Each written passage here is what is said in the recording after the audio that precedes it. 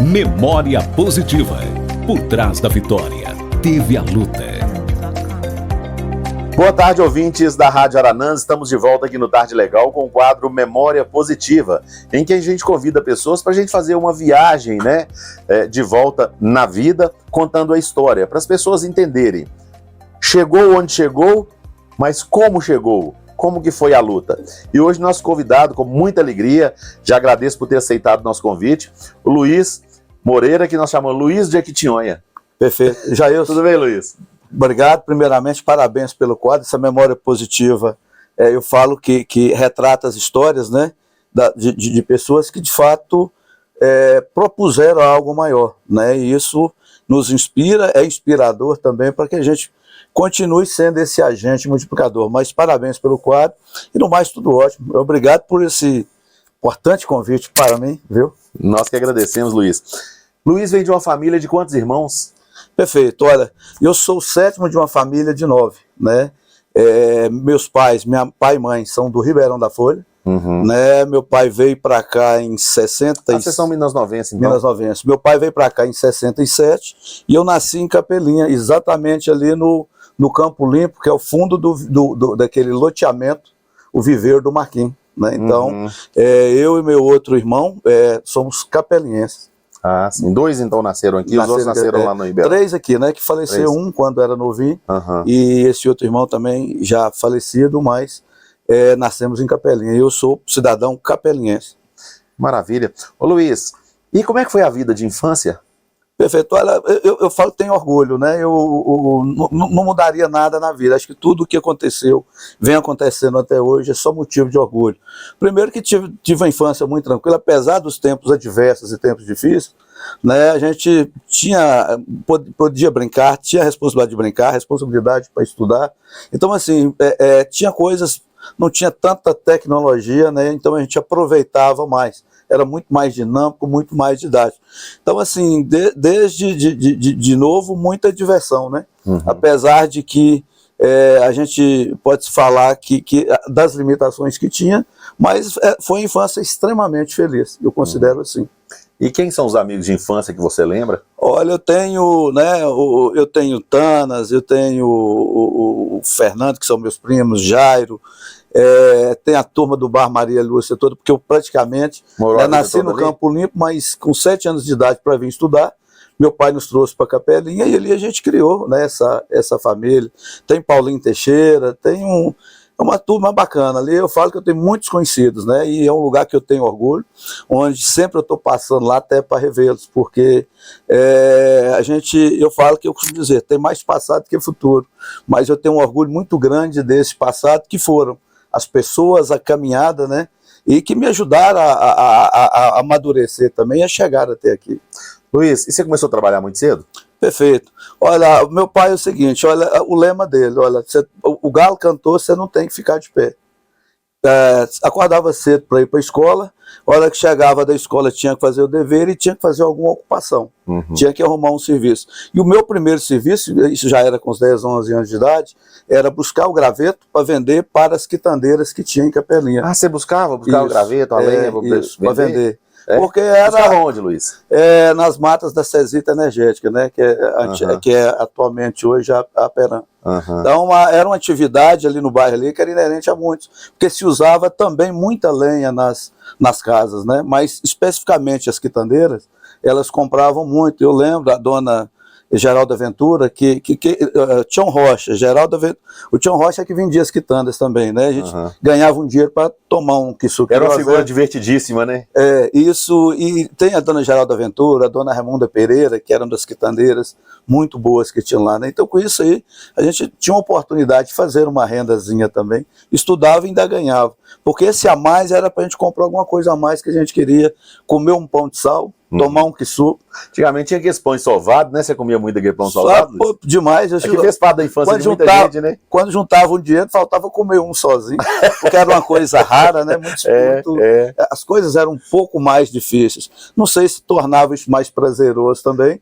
As dificuldades tornam as coisas mais saborosas, né? É verdade. As vitórias, pequenas vitórias, grandes conquistas. A gente ficava preso muitas vezes a trabalhar e ganhar um dinheiro, você já estava trabalhando pensando o que você ia comprar de guloseima ali, né? Sim.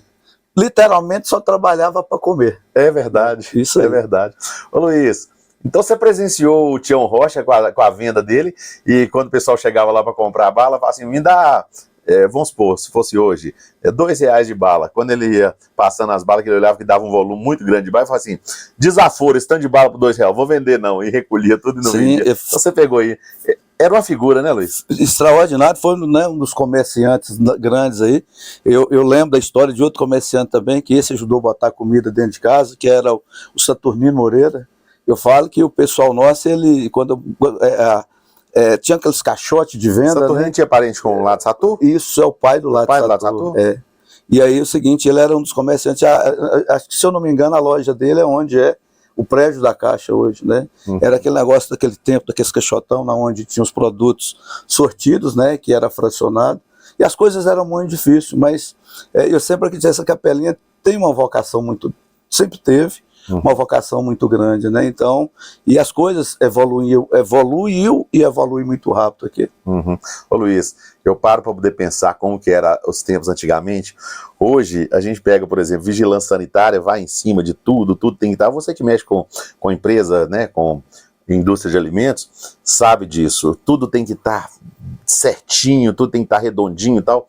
Mas nós sobrevivemos a uma época que, por exemplo, eu lembro de Diamantina, que tinha os supermercados, e aqui também, que lá tinha, que tudo ficava naqueles balcões destampados, né? Aqui era arroz, aqui era feijão, era tudo no quilo. E ali era raro o comércio que não tinha um rato, né? Sim. Você usou uma palavra-chave, sobrevivência. Né? Porque primeiro nascia-se por parteira, e depois não existia essa regra, né? Eu não esqueço o sabão que se usava, era um sabão Revel, químico purinho, ele vinha nas bombonas grandes, né? Então 250 gramas, era tirado e pesado, o negócio era como se fosse uma soda pura, né? E assim, eu até falo por mim, porque também dentro das minhas atividades profissionais também, eu fui lavador de carro. Isso, e a soda, que a gente batia para tirar aquela coisa grossa ali, então assim, e tudo sem máscara, né? E sobrevivemos a tudo isso. Então a palavra sobrevivência, ela, na verdade, aquilo que não te derruba, te torna mais forte. Você já pensou se hoje alguém abrir um comércio, um supermercado nos moldes daqueles de antigamente, né? De pesar as coisas, enfim... Você já pensou se fosse um dentro daqui? Ali, por exemplo, o sujeito queria comprar uma carne, chegava, tacava o dedo na carne, dava uma apertada para ver se estava, o outro vinha, comprava logo depois, tava um bacon ali, o pessoal arrancava um lasco. A única coisa que eu lamento, Luiz, quando chega a época do bacalhau, né, que tem a época do bacalhau, vai aproximando a Semana Santa, eu lamento um tanto, rapaz, não ter aquele bacalhau destampado que a gente arrancava uma lasca na boca, né? Agora eles plastificaram, e foi um prejuízo pra gente. A comodidade, né, que todos os segmentos, eles trabalham para dar o máximo de conforto para o cliente consumidor. Mas assim, voltando um pouquinho nessa história aí, no aspecto da sobrevivência, quanto que evoluiu e, na verdade, por que também que a nossa perspectiva de vida aumentou, melhorou muito também. É verdade. Né? Então, assim, uma coisa associada à outra, né? Então, isso tudo faz parte da evolução. E foi esse crescimento, esse aprimoramento das regras que fez com que estivéssemos ou vivendo hoje tempos melhores também, né, Jair? Mas eu falo que foi tudo muito importante. Eu falo que nossa geração, ela vivenciou situações e fatos que outros não viverão. Por exemplo, eu fui muito embalado por músicas, né? Os refrões, elas entravam em mim, aquilo você veria. Se fosse para um galanteio, uma forma de uma frase feita para você encantar alguém, mas da forma de personalidade, de valores, também ajudou muito, entendeu? Para você raciocinar, olha, de você almejar em cima, e muito baseado em cima das coisas importantes, que são os valores morais, os valores cívicos que nossos pais tiveram, que a gente herdou, né? E que hoje ainda precisam ser trabalhados ainda para que se continue nessa evolução, nessa questão adversa do respeito e desse bom equilíbrio, né? Nós estávamos falando do seu trabalho, aí você começou trabalhando buscando os gravetos lá, vendendo para os quitandeiros, e a partir daí? Sim. Qual outro trabalho você desempenhou? Esse foi o primeiro, que ainda era criança mesmo, não tinha trabalho infantil, escravo, né? Acho que isso aí nos ajudou muito. Depois eu virei, que eu tinha um irmão pedreiro, eu ajudei ele em alguns momentos também. E os serviços que tinha antigamente era capinar, eu já trabalhei no campo, como capinador de café e cana, eu já fui funcionário da Fortaleza, né? Acordava de manhã, boia fria também, né? Eu tenho bons amigos que trabalhamos junto lá no negócio, mas era o que tínhamos e as oportunidades de trabalhar, que todo trabalho ele é digno, né? Você, e outra coisa, eu costumo dizer para as pessoas, né, porque as famílias que trabalham na nossa empresa hoje, que o trabalho dignifica. Você pegando para fazer bem feito, você fazendo com afeto, com valor, com calor, você pode ter certeza, é justo a entrega, a remuneração, o crescimento, ele faz parte. E eu me considerava muito melhor empregado do que empregador, porque eu sempre me via como um guardião, porque a partir do momento que me deu uma responsabilidade, eu falo, não, eu tenho que entregar o melhor. E as bases familiares foram muito boas também, muito bacana. Mas voltando sobre os trabalhos, né, catador de graveto, era um negócio, era até divertido, trabalhava divertido, porque saía, caminhava muito, a gente não... A primeira bicicleta foi com quase 18 anos, então pra você ver como é que as coisas eram mais difíceis. Então, catador de graveto, trabalhei como servente, fui capinador, e desse serviço da roça que eu vim para trabalhar em Capelinha, no lavador do meu cunhado, que é falecido, que é marido da minha irmã, da Nana, né, o Edson Cordeiro. Ele trabalhava lá no posto do Edi, e ele tinha um lavador de carros lá, e com isso fiquei ajudando também aquela mesma coisa. A gente sempre trabalhou para comer, ganhava pouco, a hora que ganhava uma gorjeta, ia lá para Dona Zezé Sampaio para comprar uma Marta Rocha, que era algo prazeroso, né? E dali, daquele serviço ali, nos meados de 86, e o meu primeiro emprego, dali eu fui para trabalhar como frentista com Edir e Dona Laide, né? Foi o meu primeiro emprego enquanto CLT. Literalmente eu saí, eu falo que o posto foi uma mudança positiva na minha vida, porque eu saí do anonimato do mato, né, e vim para a praça ali, se abastecia com um, com o outro, e isso cria um relacionamento, e a partir dali, é como dizem, ser visto para ser lembrado, né? Então isso me ajudou muito, aquele trabalho, aquela exposição, e acima de tudo, aquela entrega. Eu sempre tive comigo, olha, tudo que eu pegar para fazer bem feito. Porque quem faz bem feito só faz uma única vez. E refazer serviço é terrível. Terrível. É muito ruim. Ô Luiz, aí você ficou trabalhando como frentista. Depois disso aí, você fez o quê? Tá. Na verdade, é uma história bem peculiar. Aceita uma água? Daqui a pouco, vamos compartilhar. Jailson. Do frentista, ali eu trabalhava de dia para estudar à noite, né? E teve uma coisa bastante interessante. Eu fiquei lá no posto do Edir mais ou menos 2 anos. A Rita Neves, que é prima dele, a irmã do Neves, do filho da Dona Salete lá, ela trabalhava na Peraça Exportadora. E ela era minha colega de escola à noite, entendeu? E ela falou, olha, surgiu lá na empresa lá uma vaga para auxiliar administrativo. Perguntou se eu tinha interesse, que a Peraça Exportadora, ela era uma das grandes que tinha uma sede, né, em Capelinha, mas de Santos, tinha loja em Além Paraíba, então comprava muito café. Aí dentro disso aí eu resolvi mudar, foi que eu falo que a gente fala do day one, ou o dia da vida da gente. Nessa mudança que eu resolvi ir para essa empresa de café, foi a grande mudança da minha vida, você entendeu? Eu costumo dizer que lá a identificação foi tão grande que lá eu aprendi o ofício da classificação, da degustação, né? E assim, e tem um fato que eu conto para as pessoas mais próximas, de que quando eu entrei lá, eu não sabia atender um telefone, né? Eu falo com o nosso RH lá, eu falo, gente, olha, a gente tem que ter um olho muito peculiar mesmo, muito apurado, porque às vezes a gente desperdiça um talento pela primeira impressão, porque pelos primeiros 10 dias que eu estava lá, se o cara fosse exigente mesmo, eu não ficaria, porque não sabia conversar direito, porque era do mato, lidar com o produtor, né? Então assim, foi uma questão de confiança. Agora, o que eu exalto? É o querer melhorar, é o querer evoluir a cada dia, e aquele senso de responsabilidade, de pegar, né, fazer bem aquilo que assumiu para fazer. Então isso aí foi um fator que até hoje é preponderante na minha vida. Aí você ficou muito tempo lá? A Perácio eu trabalhei nela por aproximadamente 3 anos, né? E de lá já ganhei notoriedade, assim, no sentido de que eu gosto muito de café, né?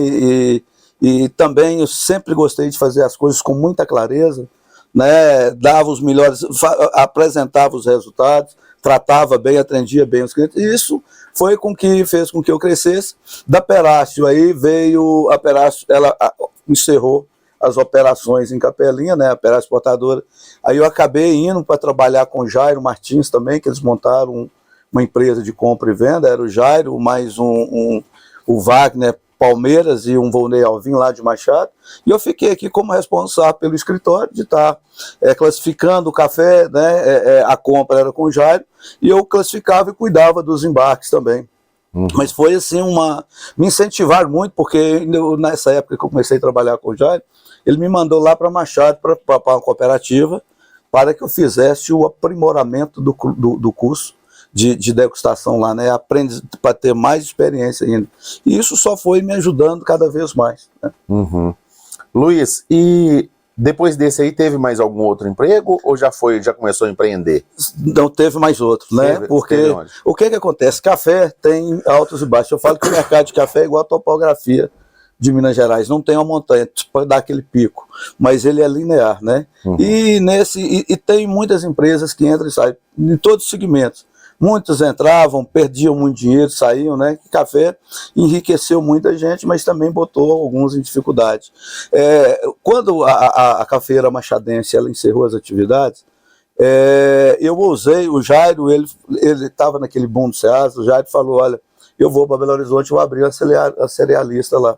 Né? E ficamos lá uns 3 meses lá, esperando sair de CNPJ, que era um negócio difícil, e ele quis me levar. Eu até mudei para Belo Horizonte, né? Eu já namorava a Dina, né, que é minha esposa hoje, e assim, eu fui para lá para conhecer uma coisa nova, porque a gente vislumbra que quando você vê, olha, o Ceasa, vê seus amigos chegando de carro bom e tudo, olha, o negócio lá e fala, não, Ceasa tá bombando, então grama lá tá mais viva. A gente sonha, né, coisa boa. Mas com a demora, Jair, de sair esse CNPJ, eu acabei, foi uma coisa meio repentina, eu acabei voltando para Capelinha. Eu falei com o Jairo, pode buscar outra pessoa, né, para me substituir, porque eu vou voltar para Capelinha. E peguei uma carona no caminhão, praticamente eu deixei até colchão para trás. E eu sou muito assim, de muita fé, eu falo, meu Senhor, na onde que tiver a minha sorte, que o Senhor me manda, e o Espírito manda ouvir, eu vim para cá. Aí cheguei aqui nos meados foi já em 94, aí eu comecei a trabalhar no Chica da Silva, né? O Chica da Silva, que era rapaz. Uma Quando eu cheguei pra cá, tinha o Chica da Silva. Sim. Aqui onde é o seu hoje, não era? Perfeito. A Chica da Silva, ela vinha de um problema judicial, né? O doutor Valdemar Pimenta, ele acabou assumindo a gestão dela. Ela era do Luiz Miolo, Luiz Birulino, né? Aí a Chica da Silva, ela acabou com essas demandas judiciais. O doutor Valdemar pegou, Valdemar Pimenta, que é irmão de Dona Matilde lá. Ele assumiu essa empresa lá, o Renato de Bulé, né, ficou administrador, e eu acabei, pela amizade que eu sempre tive com eles também, a gente trabalhou muito, eu trabalhei para o Edivaldo, provando café para ele em cima da Casa Pimenta ali, e nisso o Renato me convidou para ir para lá, para fazer os blends, para a gente começar a tocar essa indústria lá. Aí começamos a trabalhar, estava indo muito bem, estava fluindo, né? Eu falo que quando eu entrei no café, exemplo, só para em termos de exemplo, um trabalhador comum ganha um salário mínimo, exemplo, né? A partir do momento que eu entrei para café, nunca tive uma remuneração menos que 3, 4 salários. Então me deu uma condição até de vida pessoal, familiar melhor, né? Ajudava mais em casa também, porque é uma coisa que eu não citei, mas no meu tempo é o seguinte, quando eu trabalhava, que eu comecei a receber o dinheiro, 80% do dinheiro era voltado para casa, para repor a comida, né? Porque uma ajudando, os filhos ajudando também a manutenção, porque não era fácil, existia esse tanto de bolsa, esses tantos de benefícios, que eu sou a favor, mas eu até acho que no meu tempo, se existisse, eu tinha ficado até mais acomodado, porque comer na sombra é um pouquinho mais, parece ser confortável, né? Seu pai morreu, você tinha quantos anos, Luiz? Papai, eu já estava, o papai faleceu em 2005. Eu já estava aí nos patamares de 40 e poucos anos. Então ele chegou a ver sua evolução. Sim, meu pai é uma figura extraordinária, meu pai era garimpeiro. Eu tive a felicidade até de trocar umas lavras junto com ele também. O que era o sonho dele? Olha, na raiz do capim ali tem pedra preciosa. Interessante que o pessoal daquela região ali do Ribeirão da Folha sempre teve essa lida, essa empolgação com o garimpo, né? Qual que era o jeito de ficar rico? É tirando pedra. Porque trabalhando. Seu pai chegou a tirar? Pouquinha coisa. Não, é só falar, tá na raiz do capim. Mas até hoje nós não achamos essa moita de capim. O problema do garimpo é tipo aquela imagem que de vez em quando circula nas redes sociais. Você tá indo escavando, você tá aguentando escavar mais. Aí você fala que você vai parar, mas ali a 20 centímetros dali tá a pedra. E o cara fica esperando, não, tá a 20, tá a 30, né? E nunca chega. Tem gente que fala, olha, dá uma picaretada a mais. Mas meu pai, nós tocamos muito o garimpo. Mas Robert Val, por exemplo, a gente tocou o garimpo aqui no Fanado.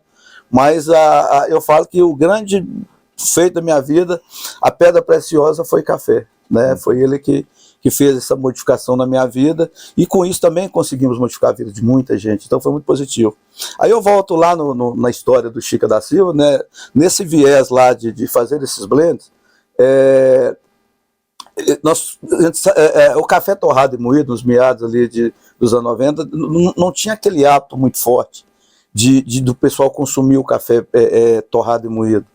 Era aquele café que o pessoal comprava ele verde, in natura, levava para casa, catava, torrava e moía, né? Então verdade. Tinha esse todo o processo. Então o café torrado e moído era um negócio que tinha muita fraude ainda, que se torrava os subprodutos.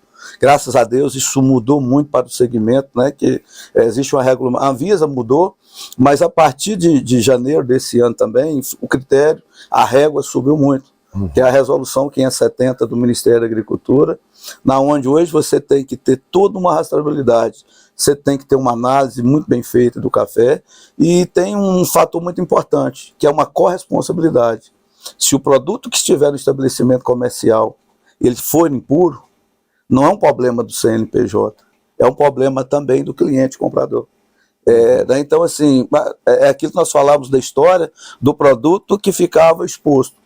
Hoje, todos os segmentos estão muito bem regulamentados. E o ganho é indiscutível. É um custo alto para as empresas implementarem, mas o ganho, a qualidade para o consumidor é extraordinário. Né? Aí, nessa ida lá, voltando um pouquinho na ida do Chica da Silva lá, é o que o Renato falou. Eu falei, Renato, estou precisando ganhar um pouco mais. Ele falou assim, olha, então você vai vender.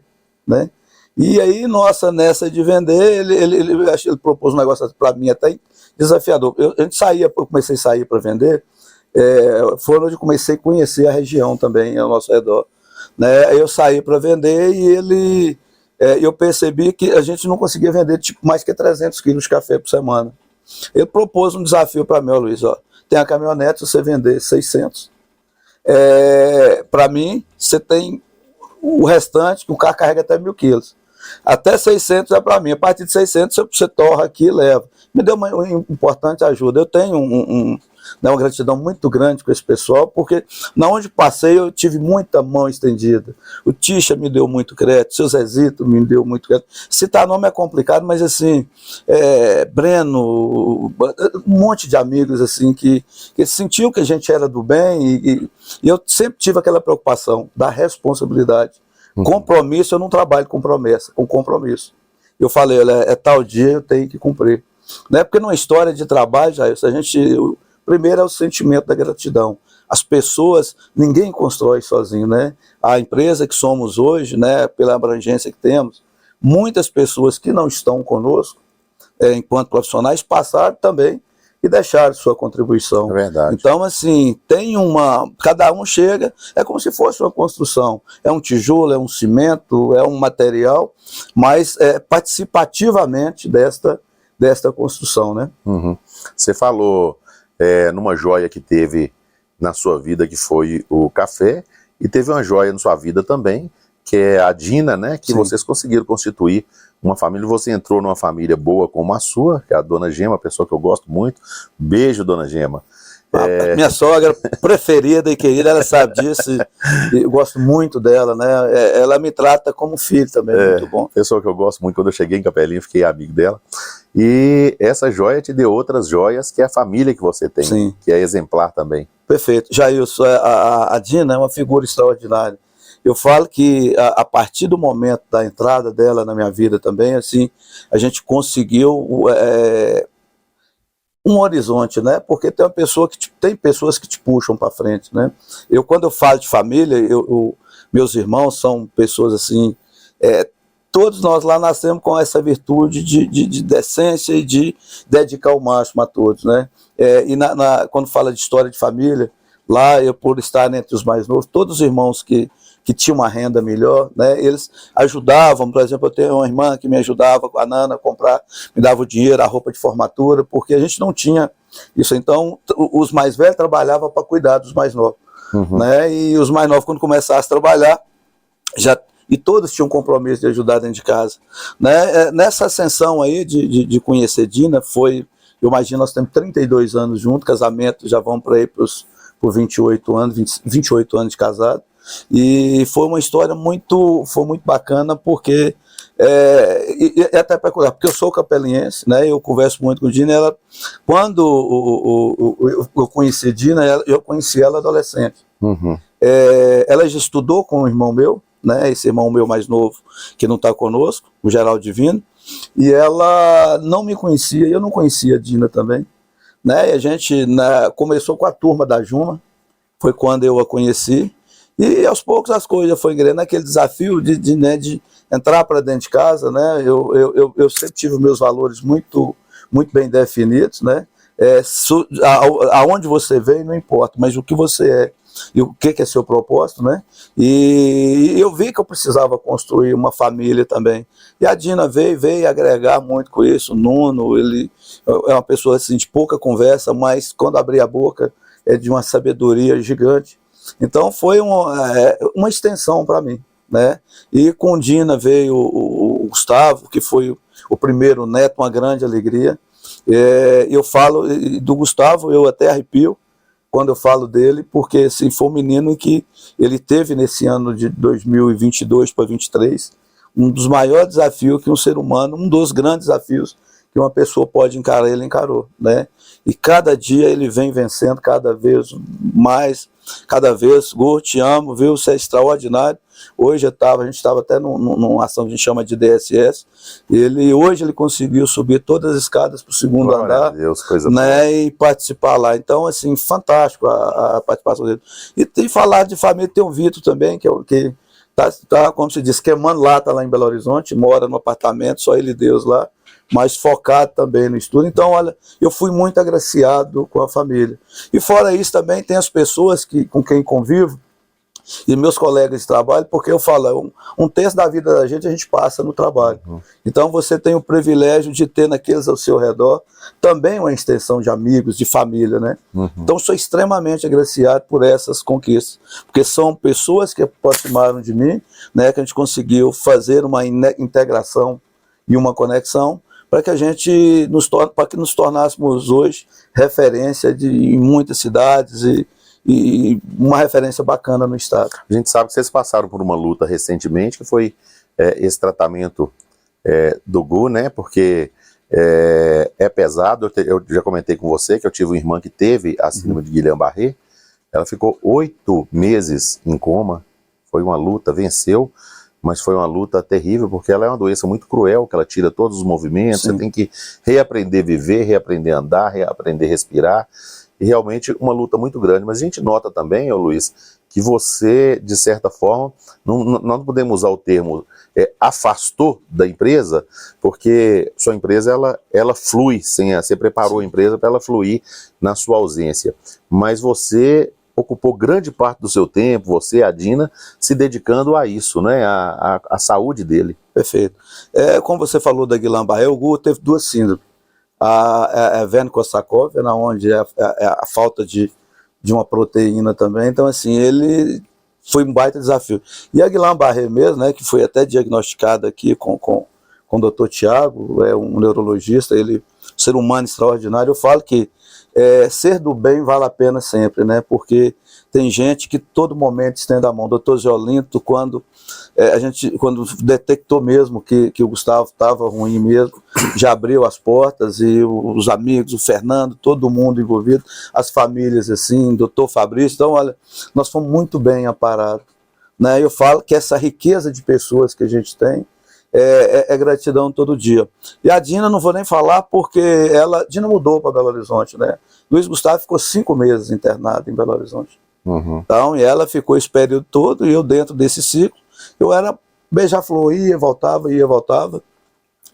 Agradeço muito os colaboradores nossos, porque Dina, por atuar na área financeira da empresa, ela fez a coisa certa, virou a chave, porque mãe é incontestável. Em primeiro lugar, né? O valor que ela tem. A atividade mãe sobrepõe todas as outras. Perfeito. E aí o pessoal trabalhou com muita maestria, né? O Etevaldo, que é meu gerente de produção, a Sandra do financeiro, a equipe comercial, né? Então, assim, é muita gratidão. Eu falo que a gente tem um time lá hoje muito forte, né? E isso demonstrou para a gente que, olha, nós abdicamos um pouquinho do trabalho, mas as coisas não pararam.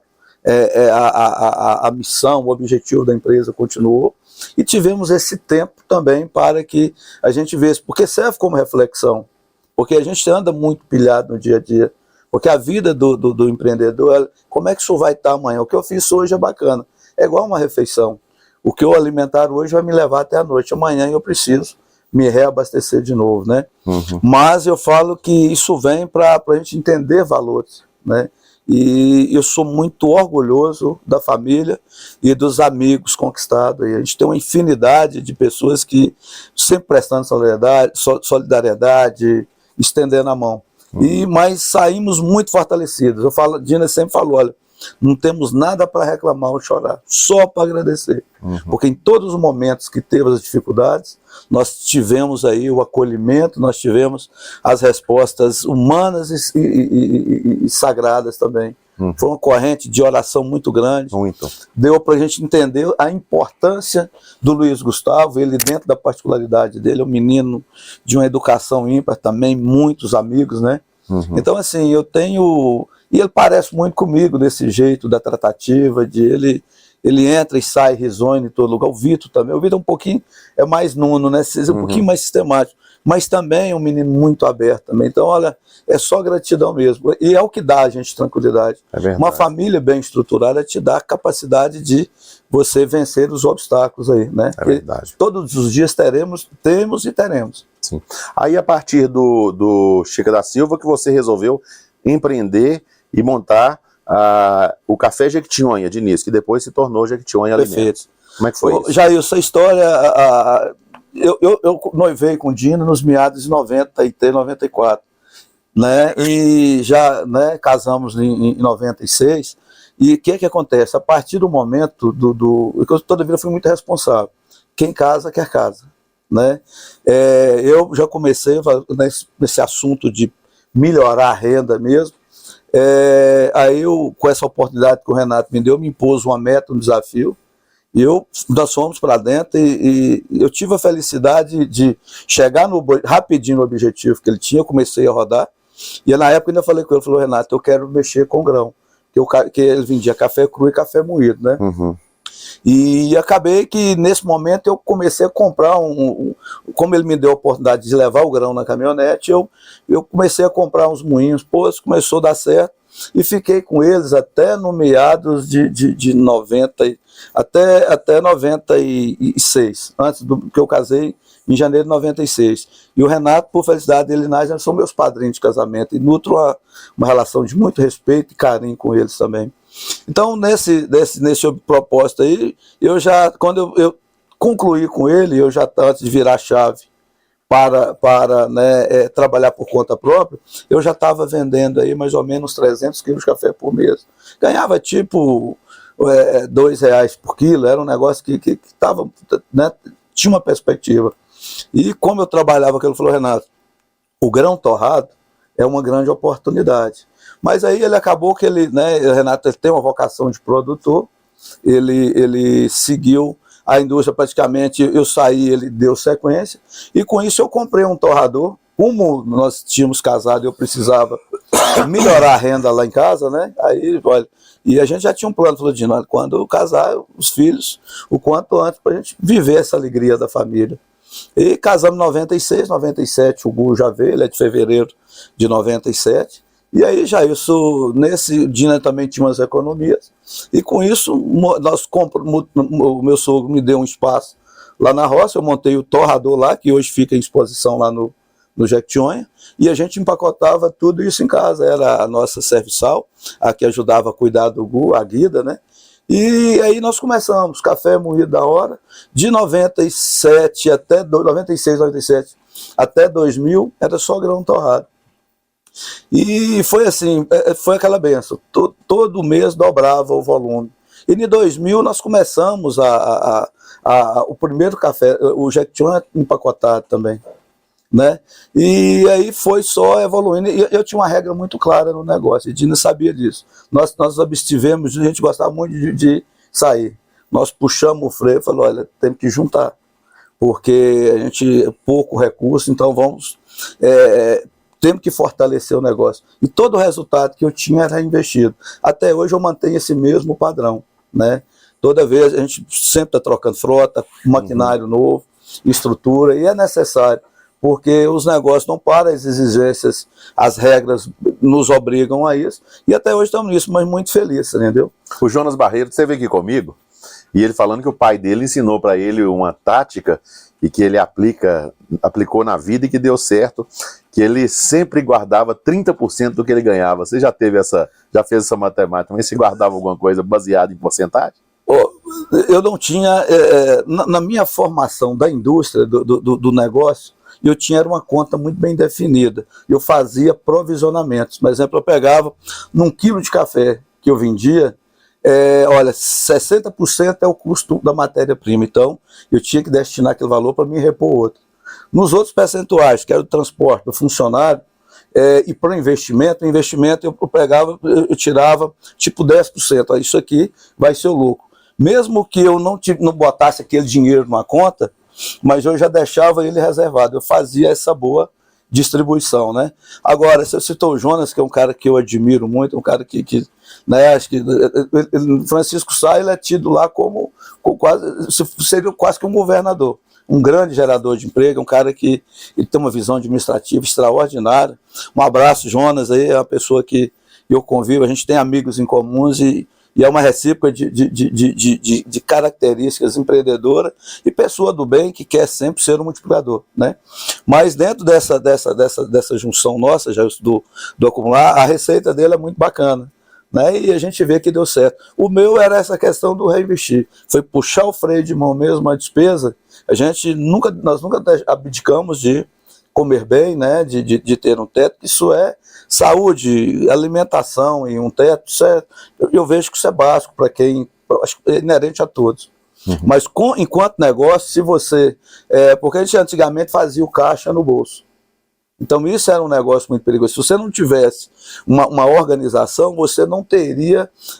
você vai vendo aquele dinheiro todo separado, se você não anotar o que vai para onde, você acabaria perdendo as contas e complicaria muito, né? Uhum. Então o que a gente fez foi isso, buscando esse crescimento, e dentro do crescimento, olha, comprava mais um moinho. Pra você ter uma ideia, como nós começamos com 2 máquinas em 96, quando chegou em 2000 a gente tinha mais de 200 moinhos, já esparramado nos estados, aí, no estado, mas nas regiões, aí o café moído na hora, né? Uhum. É aquele que a gente via a qualidade do grão, coisa que eu tenho orgulho que deu muito certo.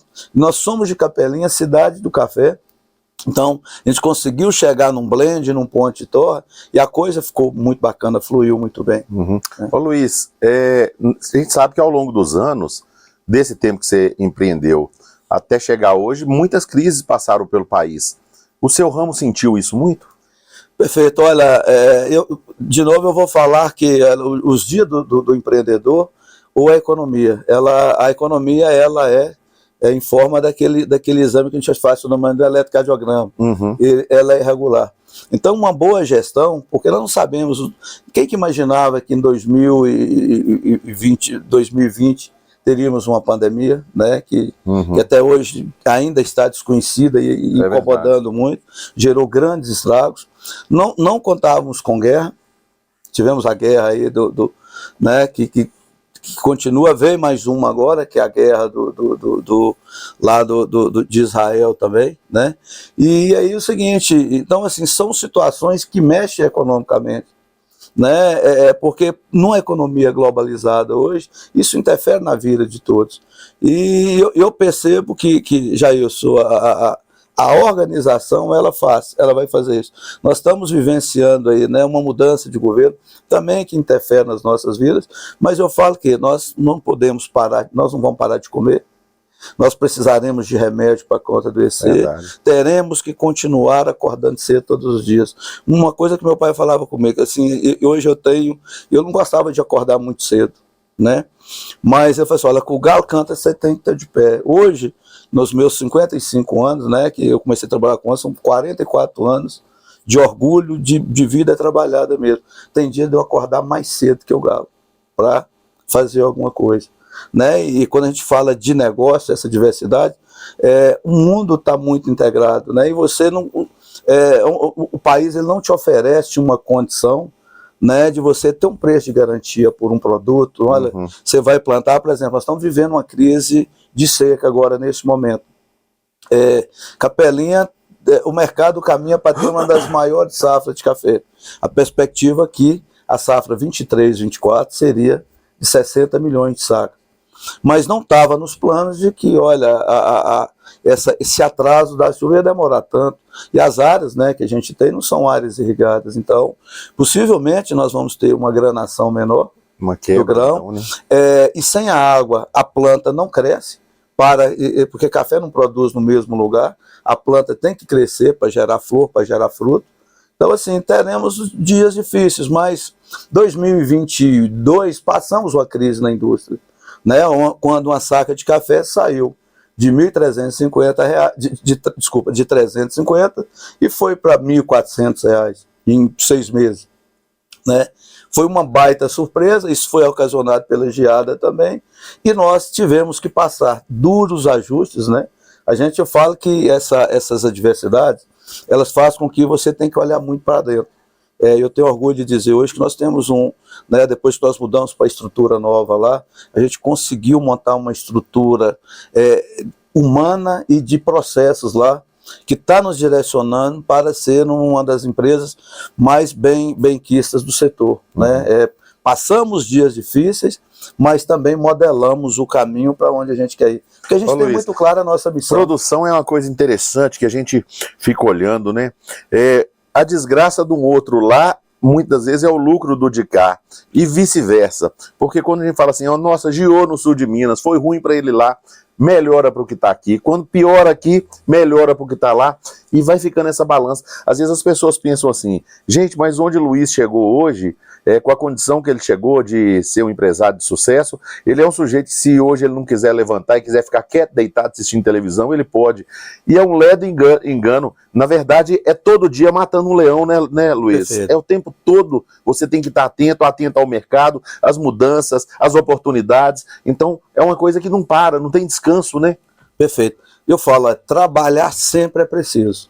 Ou você trabalha, primeiro, ou você trabalha para você, ou você vai prestar o serviço para outro. Sem trabalhar, você não vai conseguir viver. E outra coisa, o país, Brasil, por ser um país do agronegócio, eu falo que nós temos 2 modalidades de empreendimentos hoje. E felizmente, eu estou nas 2. Extremamente feliz. Eu sei que estão vivendo momentos tensos, mas olha, tudo que a gente passou não é uma fase que para você falar que o segmento não presta, que o negócio não presta. Nós temos dois formatos de indústria. A nossa indústria lá, ela é uma indústria fechada, coberta. Então a gente trabalha com estabelecimentos, então vamos falar que a gente, essa não tem risco de fenômenos naturais. Mas essa indústria do agro, que é a céu aberto, né, que você prepara solo, que você joga o alimento, o adubo, planta semente, e ainda fica esperando no tempo, né, porque o fator climático ele é imprevisível. Acho que isso não é de agora, não é desse momento. Sempre tivemos El Niño e outros fatores aí. Mas ainda acho que é extremamente positivo e comunga com a sua fala aí. Porque a chuva lá no sul do país, a água lá estava arrebentando com as culturas lá, né? Um produto que não é da minha área, mas o arroz. O arroz tende nos próximos 6 meses aí a continuar subindo, né? Então, alguém leva vantagem com isso, mas não é, na verdade, assim, tudo é repassado, né? Mas quando um país ele não tem uma estrutura de preço de garantia, né? Porque se a gente tivesse certeza de que, olha, o que eu for escolher tivesse um preço certo, isso me daria mais tranquilidade para fazer uma melhor programação, né? Eu tenho, por exemplo, eu tenho orgulho de falar que a gente tem aí no mínimo 200 famílias nos 2 setores, que é produtor e na indústria aí. Isso praticamente quase direto. E quantos indiretos do cara que me fornece madeira, a família que trabalha no café, o mecânico que faz a manutenção da frota, a fábrica que produz uma infinidade de embalagem, o supermercadista que está ali para atender o consumidor. Então, assim, é uma engrenagem muito positiva. E repito, Jorge, vale a pena, sim, se acordar cedo, né? Os fatores adversos. O que eu aprendi? Aceitar aquilo que você não consegue mudar. Se existe algo que você pode mudar, não tenha dúvida, mova céus e terra. E se não dá para resolver, já está resolvido. Né? Então, agora, fenômenos que não, você tem que fazer igual nós estamos aqui, sentar e esperar. É verdade. Ô, Luiz, a gente fala aí, por exemplo, dessa seca de agora, quanta gente com aquela primeira chuvinha pensou, é a hora de plantar, plantou o milho e perdeu o milho, né? É uma pena, qual que é a segurança? E o cara ainda, e essas pessoas, a quem eu admiro muito, eles vão comprar novamente. O Fernando me falava hoje, olha, estou buscando semente de novo para replantar, porque o adubo está lá na terra. Ele perdeu a hora do trator e perdeu a semente, né? Agora ele vai fazer de novo porque ele acredita. E acredito também que o milho vai ter um valor, porque olha, se o clima não colaborou, porque se tivesse dado tudo certo, poderíamos ter uma estabilidade, mas acredito que pode ser que, o que é o pensamento do produtor? Olha, escassez, quem é que vai arriscar de novo? Porque todas as janelas de chuva, elas, que a gente fala janela, que são as programações, elas mudaram. Eu estou desde o dia 2 de novembro, esperando, que eu estou com áreas, esse ano é o ano que eu vou mais plantar, café e eucalipto, mas principalmente café. Eu estou com as mudas preparadas, eu estou com a terra preparada e eu não consegui colocar uma muda. E essa muda no viveiro também, ela está dando trabalho para o viveirista, porque ele tira uma e põe a outra, né? Ô Luiz, e com essa migração que está tendo, a gente nota que o valor dos insumos, né, para você plantar o café hoje, tudo encareceu demais e muitas vezes o preço não consegue acompanhar a alta que tem. E muita gente migrando para o eucalipto. Você está nas duas culturas. Você, como produtor de uma empresa que tem o carro-chefe e o café, você tem preocupação com isso, com essas migrações que vai tendo, é a redução da oferta? Olha, eu vejo que um dos fatores dessa migração está associado a um outro ponto, que é a mão de obra, né? Também. Porque todo mundo que eu entrevisto aqui está tendo problema com a maldita mão de obra, porque não está encontrando quem quer trabalhar. Todos os segmentos têm vaga. Mas tem gente desempregada, entendeu? Então eu vejo que o café ele está indo para áreas mecanizadas, que a mecanização da colheita ela é indiscutível. Caminho sem volta, né? E também o reflorestamento. Só que o reflorestamento, o eucalipto, se você tiver áreas que você tem um acesso muito bom para a colheita, ele ainda é rentável. Então, assim, nós ainda temos e ele é o eucalipto, a partir do momento que você planta, são no máximo 2 anos aí, você tem para que você... o ciclo que vai te dar trabalho. Agora, café, você acorda todo dia pensando o que você tem que fazer. Por exemplo, eu já estou com as minhas lavouras adubadas, só que teria que estar... Eu e outros tantos produtores, já teria a felicidade aqui. Eu chamo de felicidade mesmo. Que existem produtos que você coloca que quando cai a chuva, ele não está perdendo, né? Que antigamente você jogava, se não chovesse, evaporava tudo. Hoje não, está lá, na hora que chover a coisa vai, a planta vai ter o alimento ali ainda, né? Mas essa alternação ela é bem desafiadora. Mas não temos outra situação a não ser continuar fazendo o que o cara do milho faz, do que o cara do eucalipto, que é expandir as áreas, também o café, que ele está tendencioso aí para áreas mecanizadas, subindo muito o nível, da qualidade. Então estão agregando valor, tanto madeira quanto café. Então eu acho isso muito positivo, né, para o nosso cenário, eu vou chamar estadual, mas principalmente regional nosso aqui, nessa economia macro que nós temos aqui. Luiz, uma coisa importante na vida é uma pessoa que chega num patamar igual você chegou, administrando bem, diga-se de passagem. Obrigado. E que tem os filhos, né? E o importante na vida não é criar herdeiros, é você criar sucessores. Como é que vem sendo essa capacitação que você vem fazendo com os filhos para continuar tocando essa marca? Perfeito. O Gustavo, ele faz... Vai chegar um momento que você vai querer pôr o bermudão e o chinelo na praia, né? Eu, sinceramente, até andar descalço, para ter o contato com a energia. Na verdade, essa transição, ela se faz necessária. Né? Eu tenho a felicidade, eu tenho o Gustavo, que ele gosta mais da área administrativa, né? Logística, ele está estudando, felizmente, ele reconhece que ele parou um ano da vida dele, sim, mas está num esforço surreal para está vencendo, e a vitória está sendo muito maior. É isso. E o Vitor está em Belo Horizonte fazendo as ciências econômicas, né? Gosta também do mercado, gosta do comércio, né? Eu falo que a gente abre para eles como é que o negócio funciona.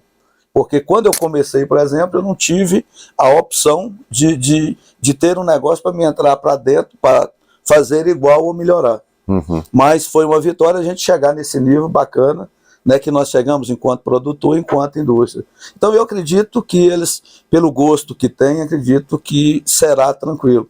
E mais do que isso também, Jair, uma empresa ela não pode ficar só presa aos donos, né? Exemplo que você citou, quando nós tivemos aquele fator adverso na nossa vida, que Dina mudou e eu também, a cabeça não funciona, olha, demonstrou que nós temos, de fato, uma equipe que compreende a missão, o objetivo, o propósito do negócio.